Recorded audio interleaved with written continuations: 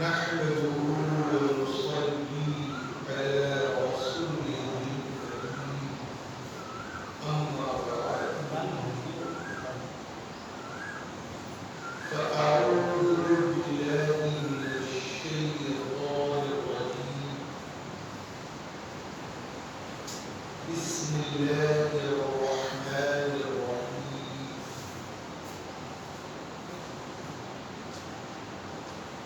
إن الصلاة تنهى عن الفحشاء والمنكر صدق الله العظيم وصدق رسوله النبي الكريم ونحن على ذلك لمن الشاهدين والشاكرين والحمد لله رب العالمين.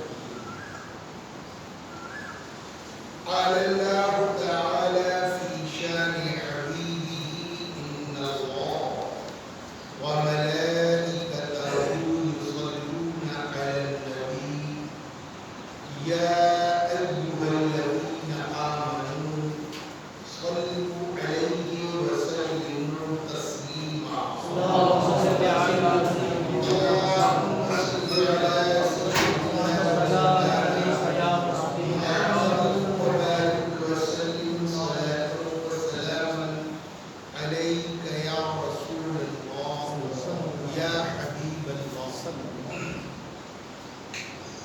ایک مرتبہ درود پاک کا نذرانہ پیش فرمائیں. اللہم صلی علی سیدنا و مولانا محمد صلاۃ و سلاما علیک یا رسول اللہ. ایک مرتبہ اور بآواز بلند اللہم صلی علی سیدنا و مولانا محمد وبارک وسلم صلاة وسلاما علیک یا رسول اللہ. حضرات، اللہ عز و جل قرآن حکیم فرقان الحمید میں ارشاد فرماتا ہے ان الصلاۃ تنہی عن الفحشاء والمنکر. بے شک نماز تمام بے حیائیوں اور برائیوں سے روکتی ہے. قرآن وہ سچی کتاب ہے کہ جس کا ایک ایک حرف اپنی جگہ حق اور سچ ہے. کلام اللہ ہے. نماز برائیوں سے روکتی ہے، بے حیائیوں سے روکتی ہے. تو معلوم یہ ہوا جو نمازی ہوگا وہ برائیوں سے بچنے والا ہوگا. جو نمازی ہوگا وہ بے حیائیوں سے بچنے والا ہوگا. جو نمازی ہوگا وہ گناہوں سے بچنے والا ہوگا.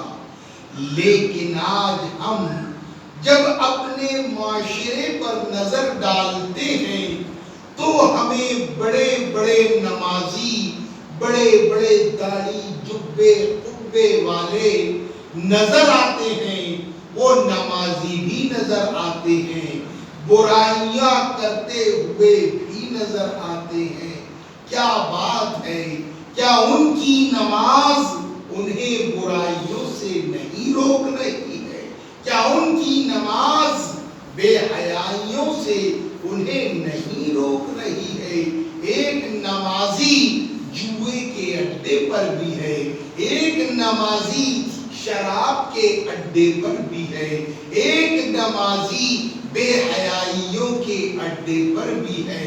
معلوم یہ ہوا کہ وہ نماز جو پڑھ رہا ہے وہ نماز نہیں ہے. یا پھر نماز روکتی نہیں، یہ بات ناممکن ہے۔ نماز تو روکتی ہے لیکن نمازی رکتا نہیں ہے۔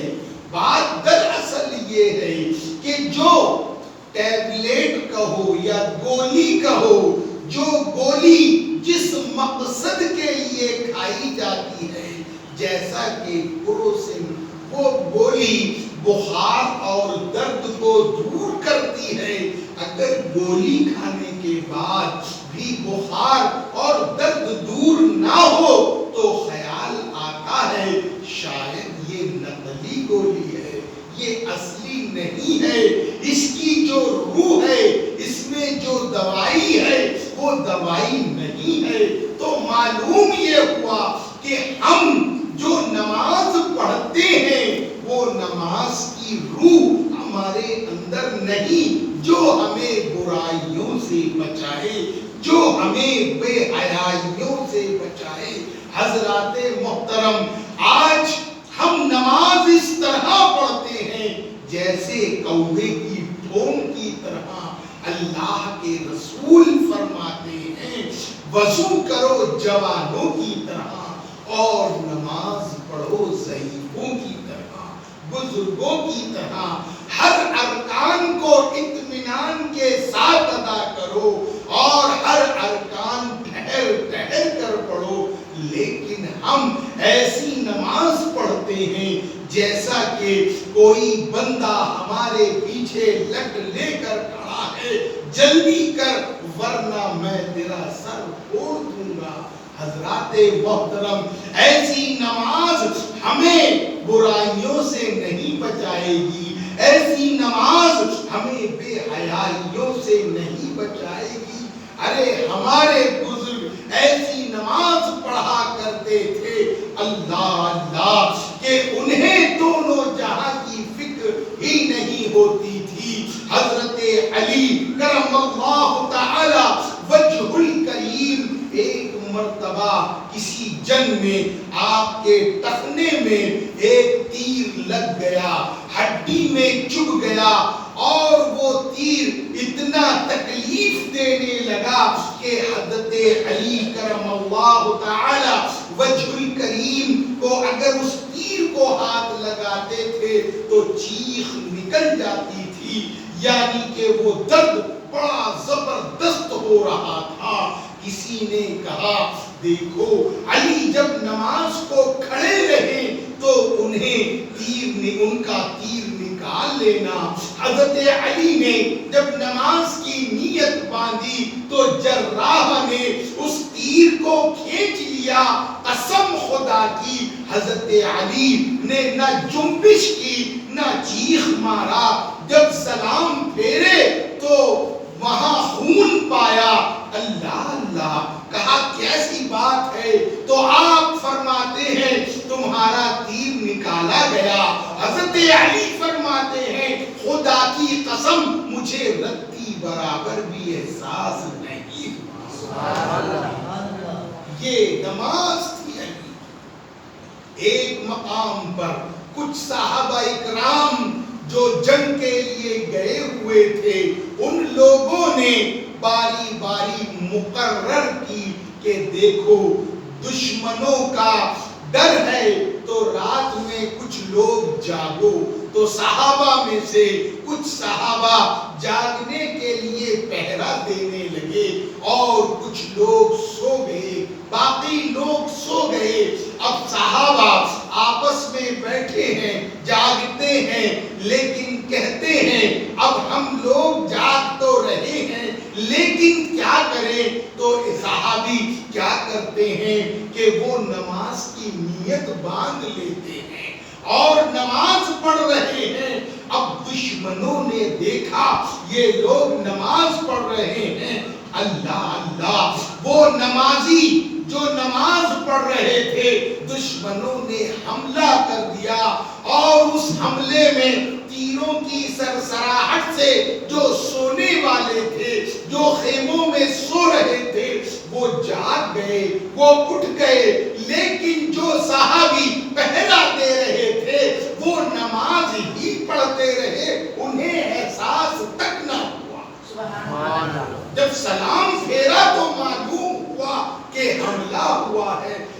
سے لوگ نماز پڑھتے تھے، ایک ہم ہیں کہ ہماری نماز اللہ اکبر، نماز بھی پڑھ رہے ہیں، برائیاں بھی کر رہے ہیں۔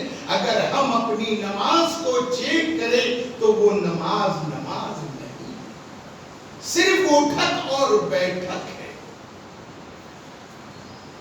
اللہ کے رسول فرماتے ہیں جب تم نماز پڑھو تو یہ خیال کرو تم رب کو دیکھ رہے ہو، اور اگر وہ مقام تمہیں حاصل نہیں تو یہ خیال کرو کہ رب تمہیں دیکھ رہا ہے۔ لیکن نہیں، آج ہم نماز 2 رکعت پڑھتے ہیں، بھاگ جاتے ہیں، جبکہ قرآن کہتا ہے نمازی ہر گناہوں سے بچنے والا ہے، بے حیائیوں سے بچنے والا ہے۔ لیکن نمازی بھی ہے، بے حیائی بھی کر رہا ہے، گناہ بھی کر رہا ہے، تو کیسا نمازی ہے؟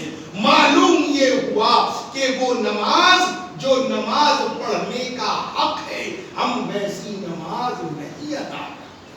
نماز تو وہ جو ہمیں برائیوں سے روکے، نماز تو وہ جو ہمیں بے حیائیوں سے روکے، اور جب نماز پڑھو تو ہر ارکان کو اطمینان کے ساتھ ادا کرو، بھاگا دوڑی نہ کرو۔ یہی نماز تمہیں کل میدان محشر میں کام آئے۔ یہ نماز تمہیں میدان محشر میں سب سے پہلے اسی کا تم سے سوال ہوگا۔ نماز چھوڑ دو گے تو پکڑ ہو جائے گی، اور نماز پکڑ لو گے تو چھوٹ جاؤ۔ اس لیے نماز کی پابندی ضروری ہے، اور نماز اللہ کے رسول صلی اللہ علیہ وسلم ایک مرتبہ صحابہ کرام کے ساتھ ایک جگہ تشریف لے گئے، ایک درخت کی ٹہنی کو پکڑا اور زور سے ہلایا۔ جب ہلایا تو کیا دیکھتے ہیں، کچھ پتے اس کے جھڑنے لگے۔ صحابہ کو کہتے ہیں اے صحابہ تم دیکھ رہے ہو یہ پتے جھڑ رہے ہیں۔ آقا فرماتے ہیں جو بندہ نماز کی پابندی کرتا ہے اللہ تعالی اس کے گناہوں کو اسی طرح جھڑا دیتا ہے، اسی طرح جھڑا دیتا ہے۔ ایک اور روایت ہے، آقا فرماتے ہیں کہ اگر کسی کے گھر کے سامنے ایک نہر ہو اور وہ نہر میں روزانہ 5 مرتبہ غسل کرے تو کیا اس کے جسم پر کوئی میل رہے گا، کوئی گندگی رہے گی؟ صحابہ نے فرمایا نہیں۔ تو سرکار فرماتے ہیں جو 5 وقت کی نماز پڑھے گا اللہ تعالی اس کو گناہوں سے اسی طرح پاک کر دے گا۔ تو نماز کی بڑی فضیلت ہے، لیکن نماز کو نماز کی طرح پڑھو، کوے کی ٹھونگ کی طرح نہ پڑھو، جلدی نہ پڑھو، اور ایک ایک ارکان کو ادا کرو، اطمینان کے ساتھ نماز پڑھو۔ اللہ اکبر، جو نماز اطمینان و سکون کے ساتھ پڑھی جائے گی، خشوع اور خضوع کے ساتھ پڑھی جائے گی، وہی نماز ہوگی۔ باقی تو وہ اٹھک اور بیٹھک ہے۔ ہم دیکھتے ہیں نمازی بھی ہے، گناہگار بھی ہے، نمازی بھی ہے، چوری بھی ہے، چور بھی ہے، نمازی بھی ہے، شرابی بھی ہے۔ ارے ہم نے ایسے لوگ دیکھے کہ جو چوری کرتے ہیں، جن کا نام چور مشہور ہے، لیکن جب رمضان المبارک آتا ہے اور رمضان المبارک میں ان کا عالم یہ ہوتا ہے، میں نے اپنی نظروں سے دیکھا کہ وہ پورے مہینے میں مسجد چھوڑتے ہی نہیں، ان کے گلے میں تسبیح ہے، 5 وقت کی نماز ہے، اور مہینے کا روزہ ہے اللہ الصمد، اور نماز کی پابندی ہے، ذکر کر رہے ہیں، قرآن پڑھ رہے ہیں، نماز نفل پہ نفل پڑھ رہے ہیں، اللہ اللہ، لیکن جیسے ہی رمضان گیا شراب بھی شروع اور چوری بھی شروع.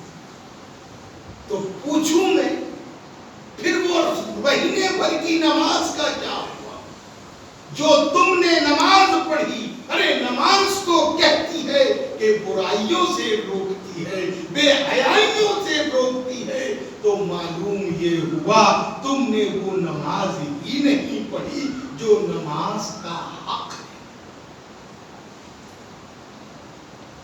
نماز کا حق ادا کرو گے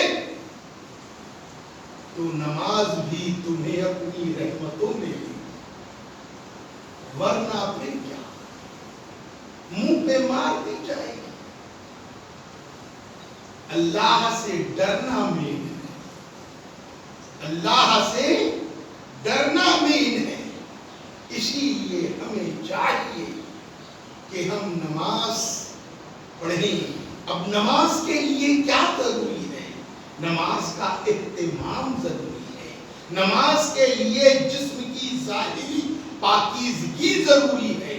ہمیں سب سے پہلے غسل ہونا ضروری ہے. غسل صحیح ہوا تو وضو صحیح ہوگا، وضو صحیح ہوا تو پھر نماز بھی صحیح ہوگی، اور جب نماز صحیح ہوگی تو جو نماز کی رحمتیں ہیں، جو نماز کی برکتیں ہیں، جو نماز کا فضل ہے وہ ہم پر نازل ہوگا. ورنہ پھر تو کچھ بھی نہیں. حضرات محترم، اور ایک حدیث سماعت کر لیں، جو نماز کی پابندی نہیں کرتا اللہ تعالی اسے 5 مصیبتوں میں مبتلا کر دیتا ہے. پہلی مصیبت یہ اس کی روزی کو تنگ کر دیا جاتا ہے، رزق تنگ ہو جاتا ہے. دوسری مصیبت یہ بے نمازی کی کہ اس کے روزی سے برکت کو اٹھا لیا جاتا ہے. تیسری بے نمازی کی مصیبت یہ ہے جب وہ دنیا سے مرے گا تو جائے گا، اس کی زبان سے کلمہ نہیں ادا ہوگا. پڑھانے والا لاکھ پڑھائے گا لیکن کلمہ وہ پڑھ نہیں سکتا.